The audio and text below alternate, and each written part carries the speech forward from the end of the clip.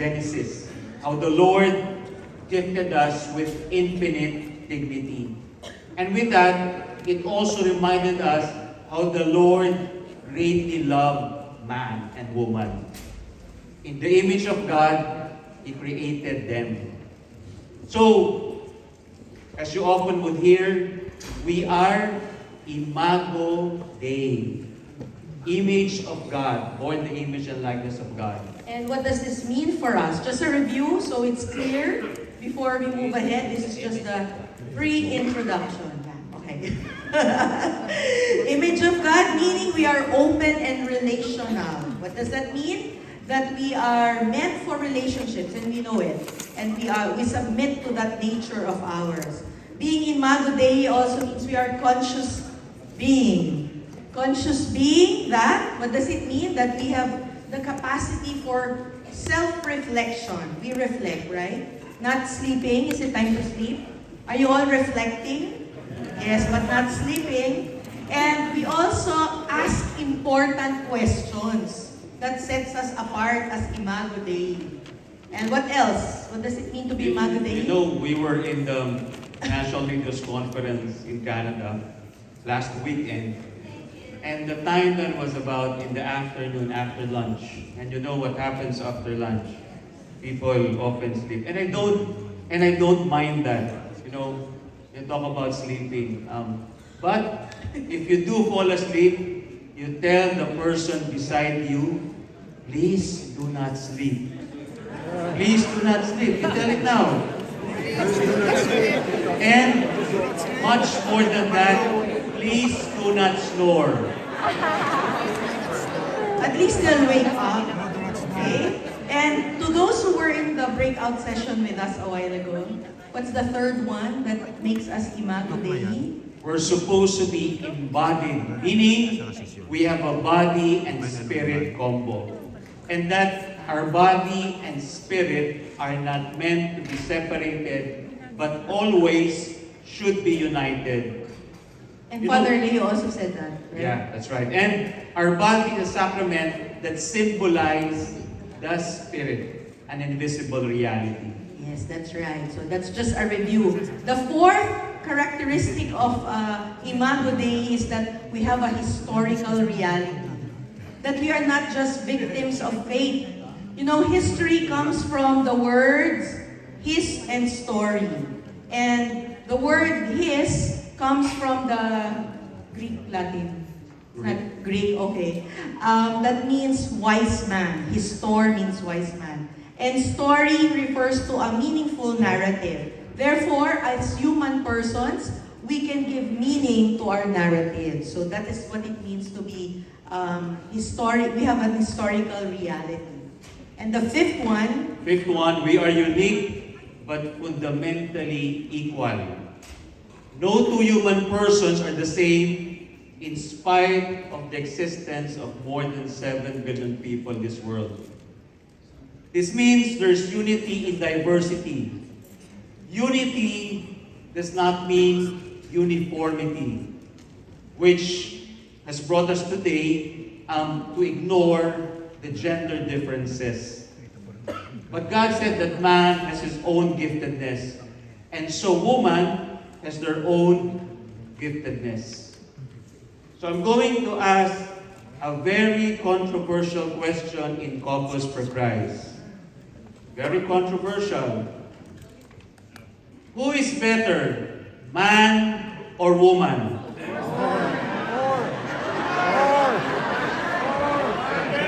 One of the brothers said, woman! And then he looked at his wife.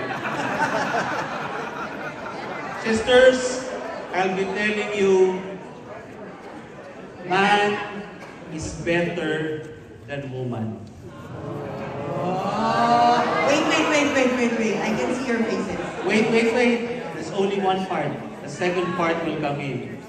Man is better than women at being men. Agree? And women are better than men at being women. Yeah. Equal dignity. Equal dignity. Oh, there's a big laugh there. What happened? So, least it's settled. unity in diversity is God's plan. Unity in uniformity is boring, which led to certain ideologies. That's why, Genesis 1 verse 27 has more to say. The session of Father Leo focused on that God created man in His image and likeness, the image of God, He created them. The second part is very, very important as well. Male and female, He created them. We move on now to Genesis chapter 2, the more detailed, distinct account of the creation of man and woman.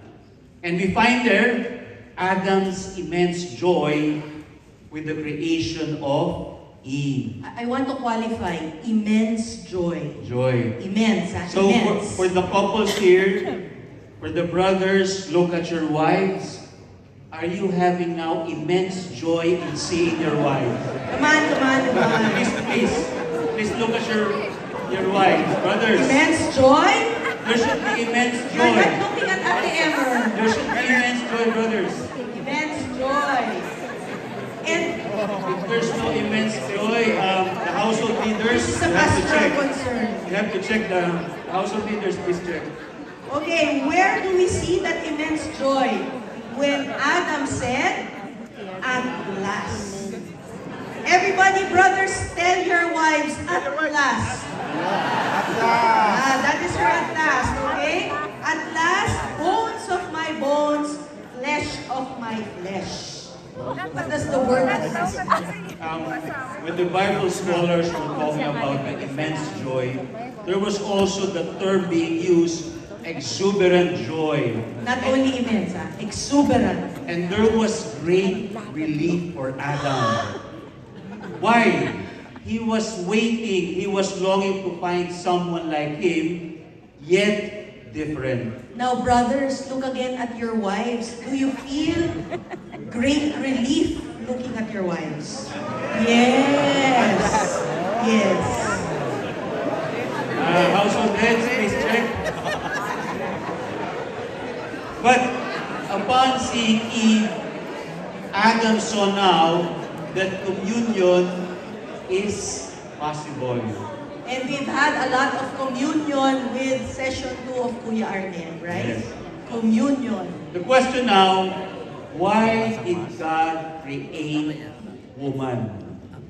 Why did God has to create someone the same yet different? You know, when I Google, or the more I sound like a Gen X if I say when I Google, the better term is when I ask AI. What is the most frequently questioned when someone finds out that someone gave birth? Let's be more specific. Is it the boy? Is it the girl? Yes, that's right. Is it a boy or is it a girl? That's the most commonly asked question. So maybe another question would be, what's about a person's sex? It's often the first thing when asked when a newborn baby is born. What is it about being male and female? Why did God have to create a woman? Someone who was both the same and different from man. Brothers and sisters, to answer the question, we need our bodies, as they will help us understand who we are. Our bodies tell us that we are human beings, right? We are not elephants. We are not like the dinosaurs or the giraffes and so on.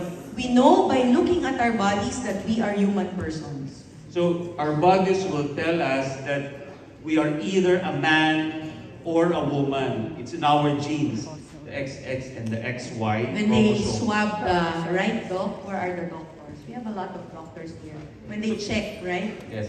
So man and woman are created the same and different.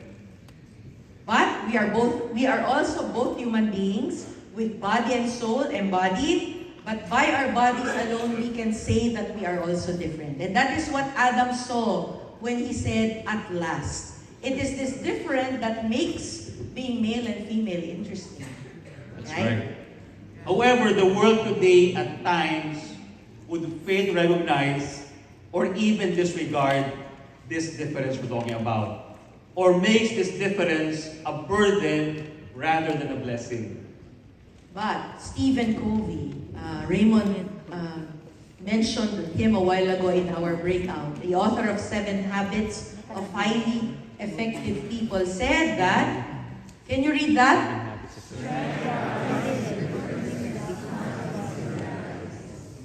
I think they're all sleeping already. No. It's very soft. That's why we have to make them awake. There was one time we were having a discussion, same like a conference, and we saw that the crowd was quite silent, very serious. Then we asked a simple question. We're talking about man and woman. So man and woman together. We would now ask you, for those who have their spouses here, to give a kiss to their spouse. Those who have their spouses. Kayo na. You know why? It was something that we planned. You know why? It's something that if the spouses cannot seem to kiss each other, there's really some concern. There's some concern. Because we're supposed to be able to express our love to our spouses easily. And somehow we have to look at it in the sense that there should be physical affirmation, and the kiss would be one way to affirm that.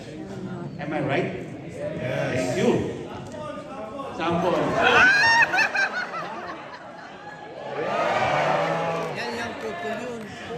Again. Too much. This is PG, parental guidance. I'm just making them up. Okay, so what about what Stephen Covey said?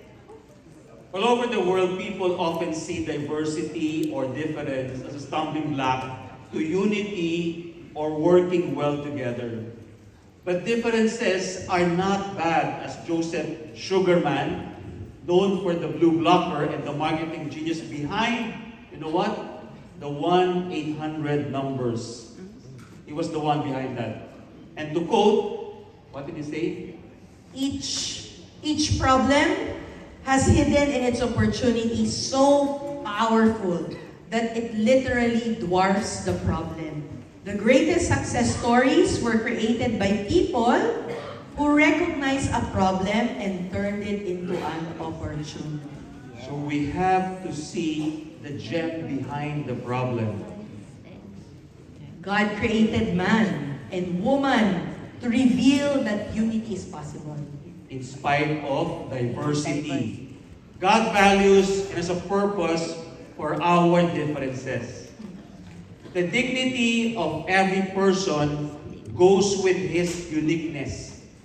Differences are not meant to show who is better, but to show how each of us, through our giftedness, can share in pursuing the call of God. This is also what Romans chapter 12, verses 4 to 8 reminds us. So we will not read it, but look at it, and it says it all there. Okay? As I mentioned a while ago, our differences are supposed to be gifts, for it shows us that we are complementary. Another special message of God in terms of why He created woman. The same and different from man.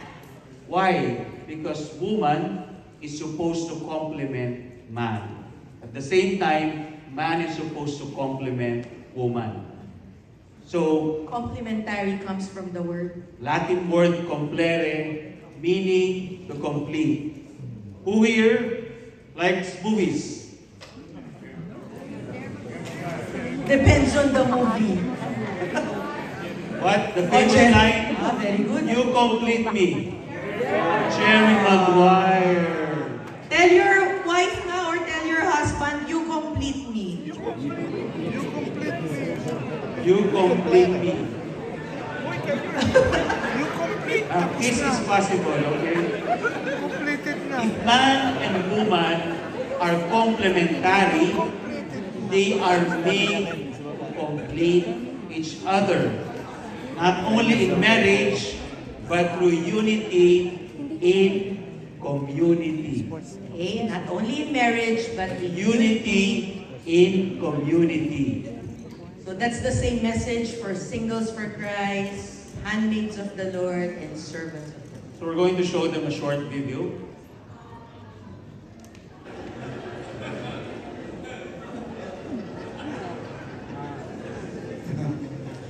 But it's not that way. It'll give you life if you'll do it right. If you do this right, marriage can be the closest thing to heaven on earth. If you do it wrong, well, you fill in the blanks. Okay, so now, we're going to start discussing men's brains, women's brains, and how they're very different from each other. Now, I want to start with men's brains. All right, now men's brains are very unique. Men's brains are made up of little boxes. And we have a box for everything. We've got a box for the car. We've got a box for the money. We've got a box for the job. We've got a box for you. We've got a box for the kids. We've got a box for your mother somewhere in the basement. We got boxes everywhere.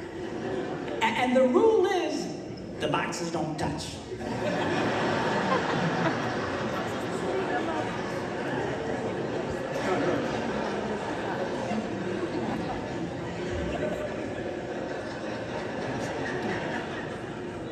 When a man discusses a particular subject, we go to that particular box, we pull that box out, we open the box, we discuss only what is in that box. All right?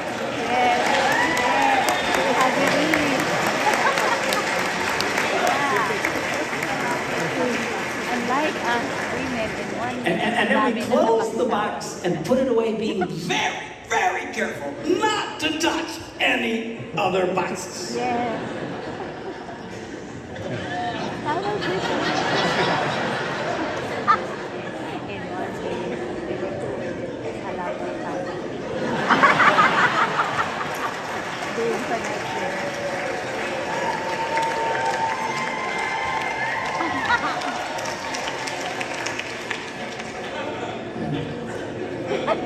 Sorry, my Catholic upbringing got in there for a minute, but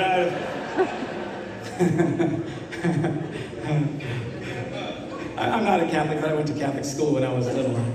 I had a nun who taught on hell like she was born and raised there. I mean, I'll never forget it, but it did me good, actually. It was a good thing. Now, women's brains are very, very different from men's brains. Women's brains are made up of a big ball of wire. And everything is connected to everything. The money's connected to the car, and the car's connected to your job, and your kids are connected to your mother. Everything's connected to everything. It's like... I like the fact. It's like the internet superhighway. Okay? And it's all driven by energy that we call emotion. It's just... it's one of the reasons why women tend to remember everything. Because if you take an event and you connect it to an emotion, it burns in your memory and you can remember it forever. The same thing happens for men. It just doesn't happen very often because, quite frankly, we don't care. You'll correct that later, that part, huh? That you don't care. Okay, that's a funny way of communicating a truth, right? So men and women have different ways of perceiving things. Same situations or dealing with challenges. They have unique perspectives based on their sexuality. Sister Mary Prudence Allen, author of The Concept of Women, calls this significant difference. So it's not just difference, it's a significant difference. Yeah. Biologically, women, we have tunnel vision. That's why we have, sisters, look at your husband. Even at the back, when you We have generally larger eyes. Is that true, Doc? When we say bigger, it includes the parts not visible to the naked eye. This allows men to see further. But this also makes us focus on what is in front of us, leaving us hardly mindful of what we call our peripheral vision. Women, on the other hand, have almost 180 degrees of vision. Yes, agree, right? We call that peripheral vision. That's why we have a funnel vision. And with that, women see other things. That's why for those who, like me, who stays at home, work doesn't stop. You always see things around you. Aside from the focus. While watching TV, I could use other things. I could do other things. I can do the laundry, cook, even text somebody, and many other things. That's why we are great multitaskers. Okay, it's our gift. Men only watch TV. Yeah. Agree. That's why, brothers, we were joking around one time because of this supposed to be additional peripheral vision for the sisters. Brothers, be cautious when you're texting. You can see it even far away. Yeah, peripheral vision. Okay. Such a significant difference can bring about synergistic relationship. Another term Sister Mary Prudence would be able to describe complementarity of man and woman. This means that something more happens when you have two people together, a man and a woman. Something more. With equal dignity and complementary gifts, and with a better appreciation of this reality, we can better help and support each other, not only in marriage, in family, but also in community. So again, this does not only apply to married couples. But would refer as well to men and women working in society. Yes, that's right. Scientists have identified approximately 100 gender differences in the brain, which, though significantly different, can make us interact synergistically. Again, this is unity in diversity. According to a study, UCLA 2005, in general, men have approximately 6.5 times the amount of gray matter related to intelligence, general intelligence, than women. And women have nearly 10 times the amount of white matter related to intelligence than men. Gray matter. Maybe we have to distinguish. Gray matter represents information processing centers in the brain, and white matter represents the networking or connections between these processing centers. Okay, now we have a... That's why it may be helpful to explain why men do well on tasks that require more local processing, while women do information assimilation that requires integrating brain centers. And just like what the video says, men's brain are compartmentalized, making them very good concentrating at a certain thing one at a time. You get it done.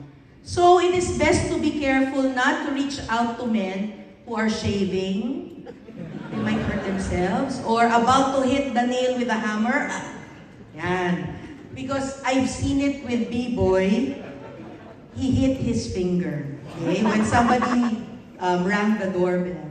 But you know, this uniqueness of man makes them excel in highly task projects, highly task-focused projects. So I leave those projects to him.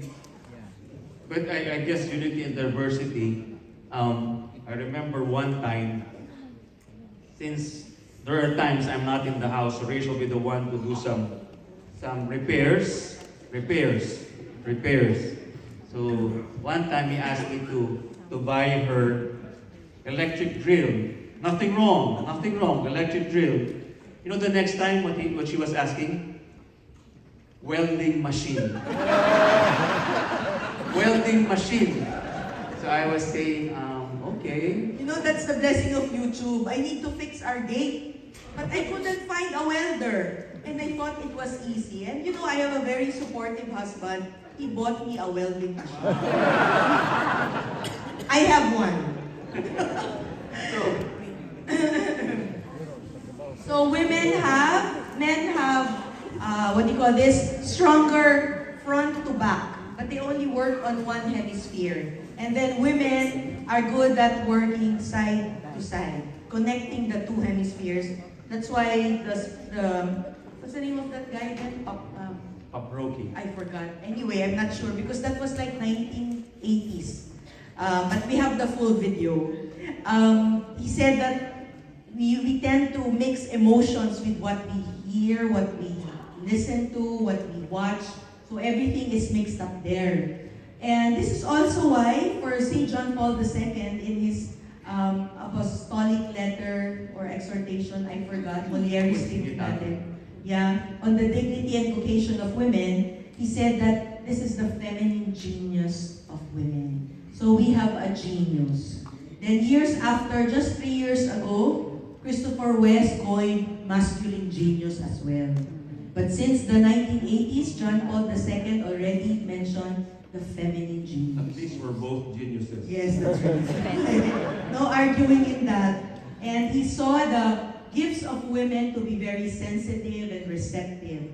Others call it intuition. That's why you can never lie to us. For it shows our receptivity and sensitivity. And because of our larger language center, we use both hemispheres for that processing. We are able to express ourselves more in words. Brothers, for us, we only have our left hemisphere. That's why we express fewer emotions. That's why women use more words when describing or discussing events, stories, people, objects, feelings. And because of their side-to-side connectivity, they can remember emotions alongside the facts of a given event. Am I right? There's emotional connectivity. That's where the joke, but I don't like that joke.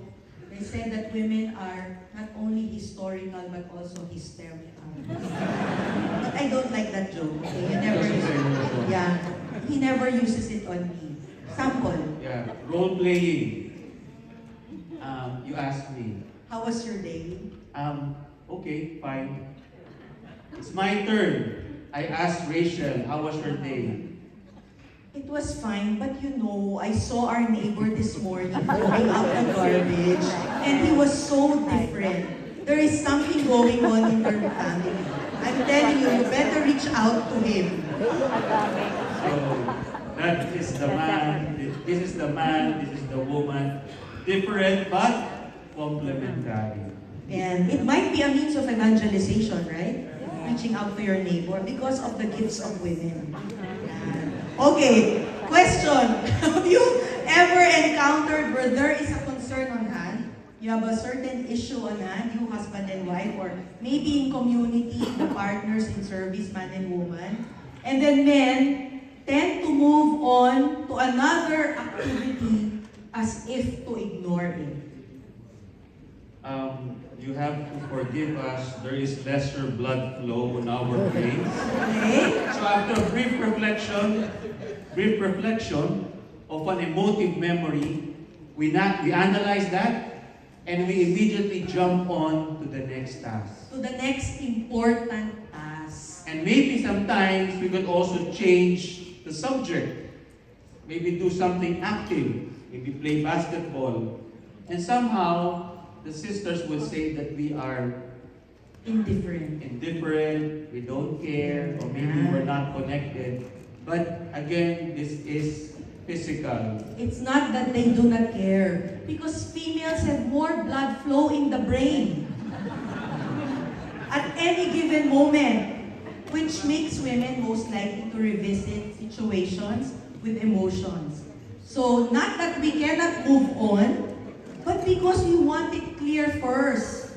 Okay? I just wanted to be sure. Now, you men, you ponder on We it. ponder on the concern, but we don't ignore the Yes, concern. that's right. It's just that we're not assigned to dwell on the emotions. And to them, it's already solved. Okay? And the problem moment is you we didn't tell ponder us. on it, we have already resolved what to do.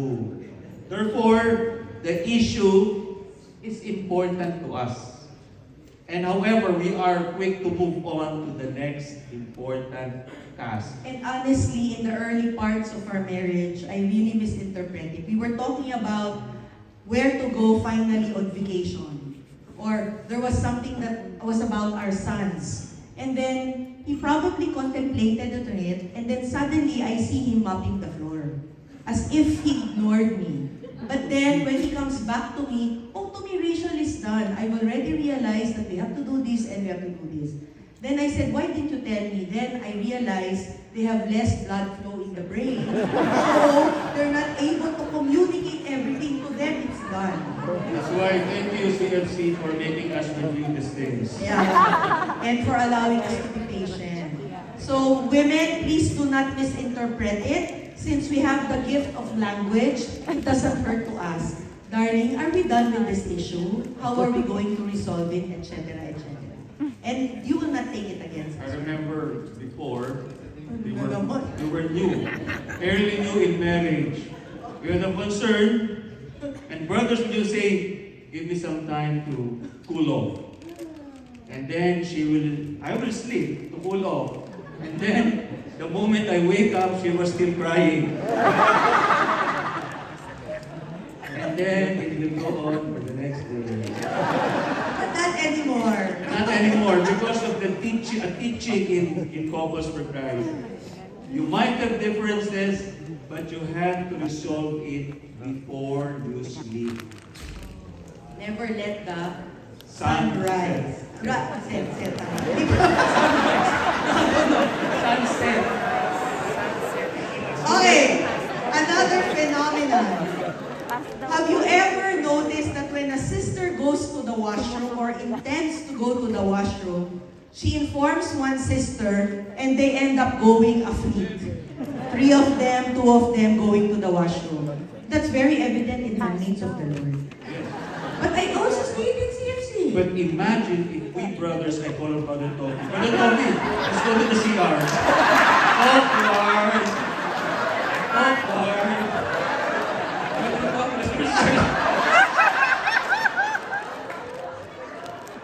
You know, in the International Conference of Handmaids of the Lord, there's now a rule. You can't go to the comfort room if you're more than 3. Because it's always a long line. But brothers, Where's Sophia? You went to the CR? Bring me boy along. but you know what's the difference? It's about the neurochemicals. Women have more The hormones. oxytocin. The CR phenomenon. Okay? The CR phenomenon. Bring it up. Okay, it's attributed to the hormone oxytocin, which triggers social bonding and relationships. And the sisters have a great abundance of it. Yes. Do you notice us? We're just waiting for our turn in the doctor. We're lining up in the grocery. We already know the life of the person before us. We can do that, right? We can do that. Okay? So, and even if men are able to synthesize or use oxytocin at a certain moment, let's say for some reason they have abundance of it, they use it to enhance competition. Team, this is my team. So they bond as a team and they recognize their competitor. Differentiate themselves from the opposing team. That's how you use oxytocin. Unlike women. Yeah, we're friendly to everybody, regardless of age. So there have been decades of debates on which sex is more intelligent. However, as early as 1916, researchers have been making attempts to find the answer. But in 2007, Richard Heyer, an American psychologist, said general intelligence does not Does not differ between men and women. This is beautiful. You know how scientists think? human evolution has created two different types of brains designed for equally intelligent behavior. Beautiful, right? Do you all agree? Yes. So, And we have here more quotes. Okay, we'll just to prove to you that it's true. And we did our research on being equally intelligent. This one. another one from Diane You Halper. can take a picture, There is sisters. no difference in intelligence between males and females overall. The sexes are equally smart. In other words, we have our gifts. And then, the two sexes do not differ consistently in average IQ. And this one, Dad. Okay. Women tend to do better than men on verbal measures, and men tend to outperform women on tests of spatial ability. The small differences balance out so that the average general score is the same. We're supposed to be each other's complementary. We are complementary. And this is not only for marriage, but is God's design for the entire humanity. Please note, we are created, man and woman created to complete, not to compete. Let's have them repeat that, but they might fall asleep. Okay? Created to complete, not to compete. Created not to compete, but to compete. Again, I want it solid, mahal. Sorry, ah. We are created. 1, 2, 3, go! Okay, thank you. This is what it means to have union and communion. Our bodies are well designed for our roles as men and women. God has perfected our design, and we must align this with our purpose to create perfect union and communion. So that you will not fall asleep, everybody stand up. Just stand up. Okay. So we will be asking you questions. If your answer is no, sit down. But if your answer is yes, stand up. Remain standing. Oh yeah, remain standing. Okay. First question, who wants to read? Read. Who wants to read? Read. A book, a novel. Who wants to read, babe? So sit down if no, you don't like reading. Yes, if you like reading. I don't like to read. Look around you. Are you sure with your answer? Okay. Look around you first. Look around you, ah. Look around you. Notice the crowd. Second Next. question, who likes sports? Who likes sports? Okay lang. You don't like sports? Around you. Sports. Watching, engaging in sports. Look around you, ah. What sports, kuya? Romy, what sports? What do you want to watch?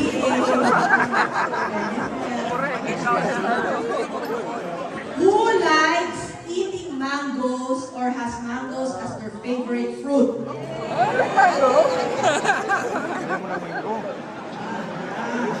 I like mango. Bakit tumayo ka ulit? I like mango, yes eh. Next question. Who like video games? Video games. What? I like Video games. Viewers? Wow. Sa mata. Okay. Yes. Why like video games? Iway knows that. Last question, who likes to cook? Cook. I don't like the coke.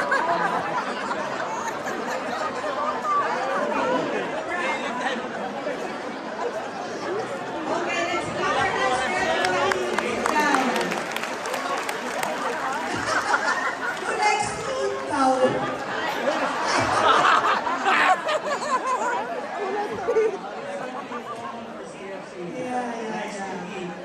Now, what did we want you to realize in this activity?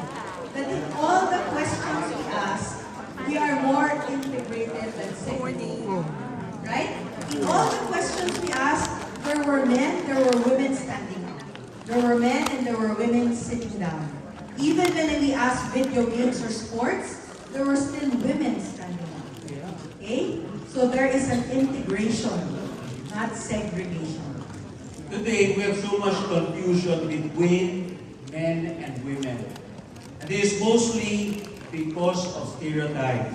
Like when we get close for younger kids or even babies, there's an automatic preference to choose pink for the girls and blue for the boys. And you know, I just got so curious when I was, when we were working on this session, we made a quick question on Google, and the search led me that the reason why there was this preference for pink and blue was a marketing scheme done after World War II to boost sales.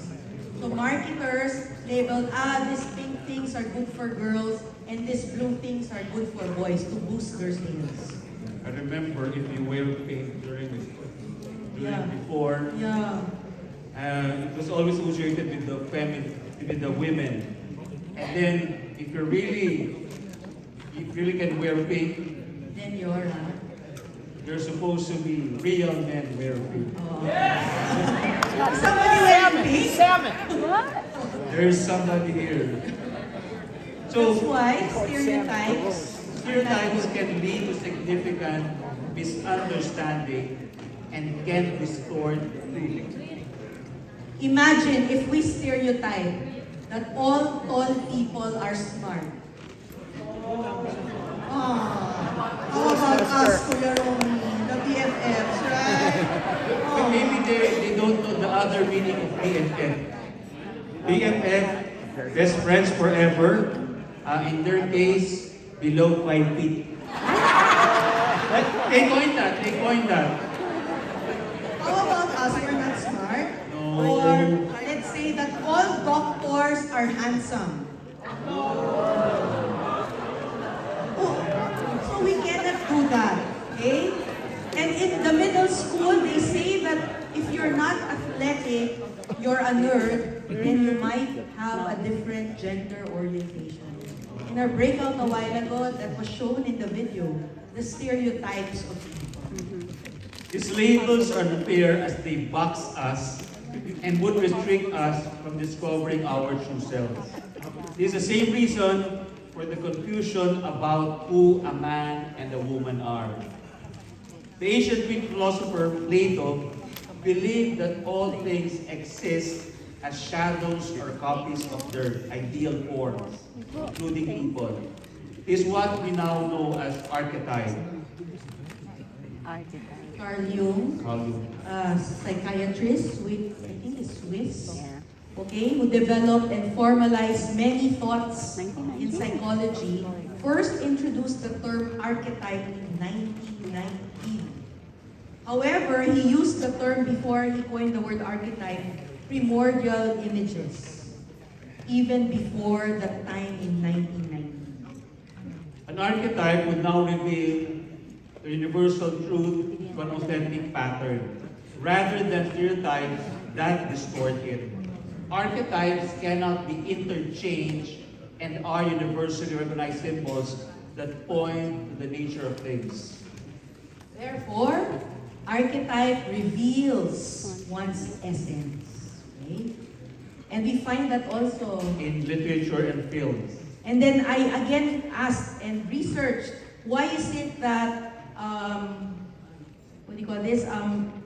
movies about superheroes are very, very popular? One psychologist mentioned that it is because of the presence of idealized role models. For many of us, these role models embody bravery, a noble cause or impulse, a fight for justice, and they are very inspiring and offers hope.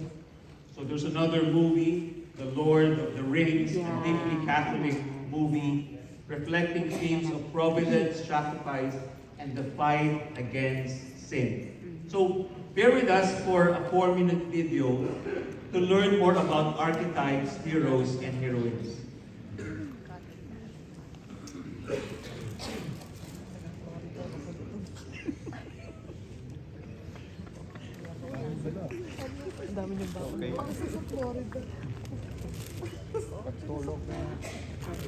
Pareho tayo, alas 9.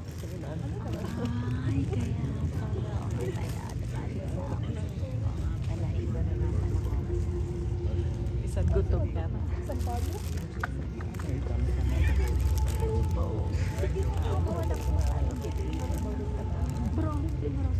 Gusto niyo may popcorn po dito. Nagalan yung buong panty.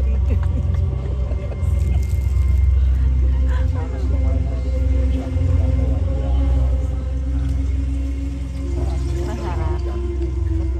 Masarap. Ako yung nakikitain ni Estelle. Tsaka yan. Oo. Kasama rin siya. When you look into the mirror, what will I see? Even the wisest cannot tell, for the mirror shows many things. Things that were, things that are,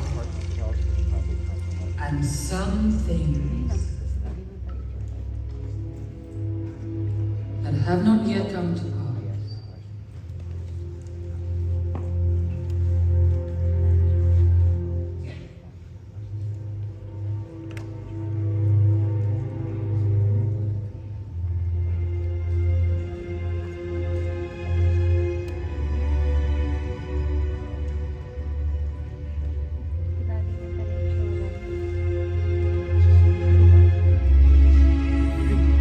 Salamin lang siya.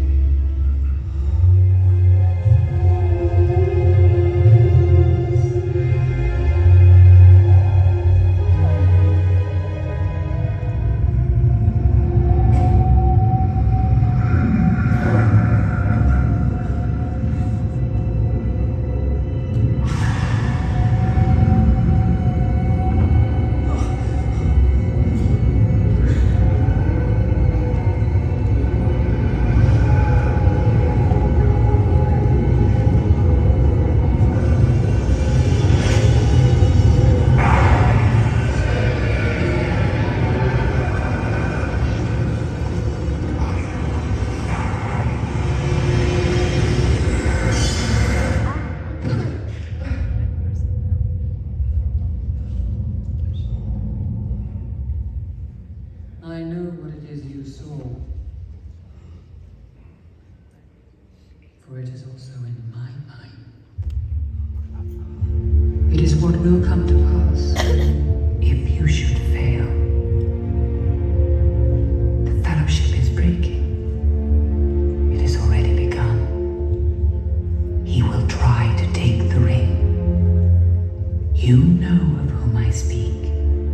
One by one, it will destroy them all. If you ask it of me, I will give you the one ring. You offer it to me freely. I do not deny that my heart has greatly desired this.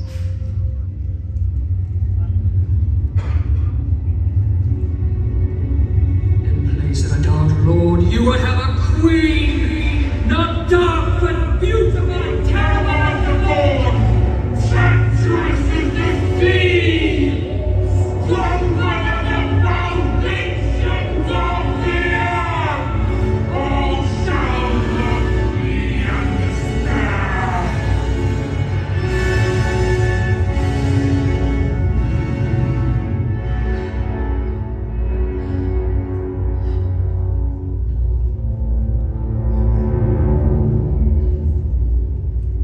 I passed the test. I will diminish and go into the west and remain Galadriel. I cannot do this alone. You are a ring bearer, Frodo. To bear a ring of power is to be alone. This is Nenya, the ring of Adamant, and I am its keeper. This task was appointed to you, and if you do not find a way, no one will.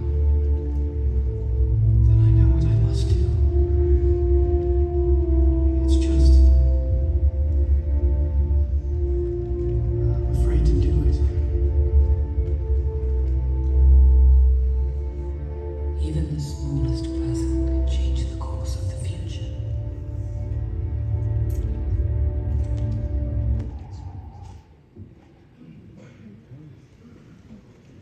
the story of Lord of the Rings. You know, I just remembered, you know the love story? Aragorn and Arwen. There's one more love story, and it's closer to Tolkien's heart. Beren and Luthien. And if you look at the epitaph of Tolkien, he was Beren, and Edith, his wife, is Luthien. Obvious fan. Did you finish your popcorn? Because when we started the movie, they were opening their chips.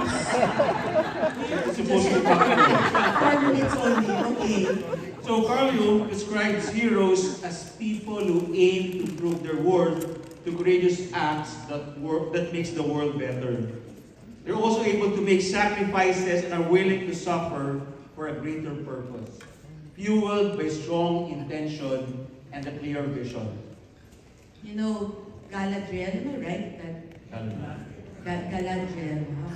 In this video, we have a heroine who is tempted by immense power. You saw that part of the movie, but refused it, remaining true to herself, who she is as a hero, and her great commitment to the common good. But there's also Frodo's contribution. How one man's strength could save the world. That sometimes a hero can be scared, and Frodo's dedication to prove that the smallest person can change the world or do great things. BFFs. Can change the world. See, it has a very, very beautiful message. And of course, to the fans of Luke Skywalker. Ano ba? Kaya. Reminding us that heroism can start at a young age. Remember the Jedi training? And today we see that in the lives of saints. Heroism can start at any point in life, being young or old, and that it grows gradually. It has to be nurtured. Our virtues, it has to be cultivated, just like the Jedi training of Luke Skywalker. But I guess one thing true for all of us, male and female archetypes are best learned in the family. Through our roles as sons and daughters, brothers and sisters, mothers and fathers, wives and husbands. Here, we see how each member complements the other. And this is Dr. Peter Kreeft. I'm sure some of you have read his work. He said that he's a convert, by the way, to Catholicism and known for over 80 books about the faith. It is from his book, Everything You Ever Wanted to Know About Heaven. He said that the words masculinity and femininity have been reduced from archetype to stereotypes. The main fault in the old stereotype was their tying of sexual identity to social roles, especially for women.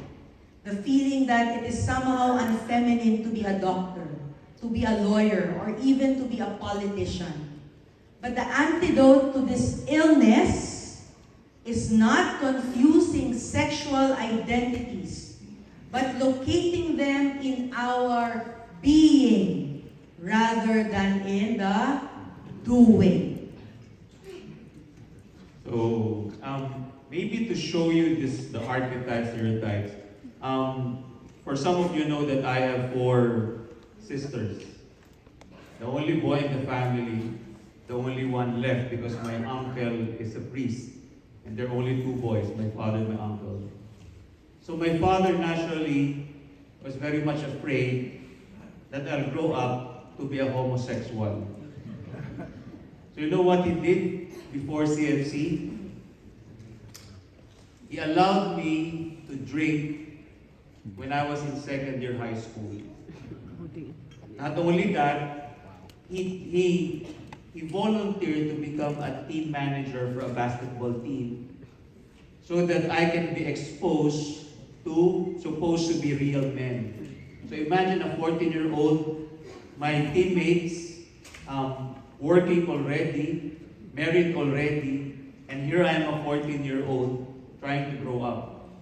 So he's experimenting so many things, and he was always telling me that you can do anything as long as you tell me what you're going to do. That's how it was. Do anything. Do anything. So, and then CFC came along, and somehow that kind of, I would say, stereotype, wherein we have to look in terms of how we can really be a man as God designed it to be. So, everything changed when he became CFC. He now tried to mold me to become a good man. To a point, I was always joking about this. He made me stay for 6 months with my uncle, priest. 6 months. Not only that, the first thing they did together, they made me go into a Lenten retreat. Nothing wrong. But I was there, one of the first participants, sitting down. And then I saw all the participants coming in. And I was asking how come they were all feeling. I tried to ask the sister, "Sister, what is this retreat?" And the sister, Spanish, "Hijo, your uncle never told you or your father told you? This is a search-in for those who want to become nuns." But you know what? I will never forget that Lenten retreat because it formed me who I am right now. The purpose that we receive upon being born in this world is as a son or daughter. Our deepest identity comes from being sons and daughters of God, our Creator. The Lord reveals His plans for us. We take on the roles as a brother, a sister, a friend, a priest, and nun. And for most of us, fathers and mothers. Being male and female with infinite dignity, we are called to heroism. Every single one of us, we're all called to be gifts. You know, men and women have their own unique ways of being a gift. And we have been trying to communicate this to you. And the body is the key to all this. God's design for women reflects the internal and the relational. I said that a while ago also. How our emotional life enriches our, How our emotional life enriches our strength. How we become stronger because of the many emotions that we feel. How our receptive organs that we can receive new life with and allow us to nurture this life within us. True that not every woman has a child, but every woman is called to be a spiritual mother. Women's devotion to others is expressed in their careers, relationships, and how they care for the people they encounter. Note that the Lord entrusted Christ to a woman who is married. And in our faith, she is considered as the archetype of women. God's design for the man reflects the external and the physical.